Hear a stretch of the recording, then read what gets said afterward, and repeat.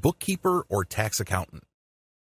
If you have a specialized knowledge regarding accounting or you were a CPA or a bookkeeper before, you can work from home offering this type of service.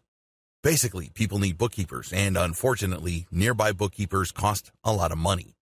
Also, this type of service can easily be done online. You just send out digital packages. As long as you have the skills to do this, you can provide it through the internet. 2 models. There are 2 service provision models for people looking to become online bookkeepers or tax accountants. Use an agency or provide it directly yourself. Going through an agency. The great thing about becoming part of an online bookkeeping or accounting agency is that you don't have to worry about where your next project's going to come from. They do promotions and they basically will market themselves, so they get a steady stream of clients for you.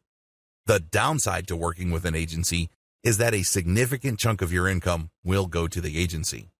Going your own way. The great thing about offering your own tax accounting and bookkeeping service directly to the general public is the fact that you don't have to split your fee with anybody.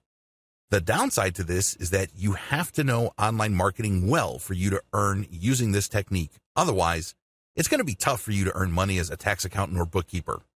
You have to have the right marketing skills to make this happen. See the marketing section later in this training.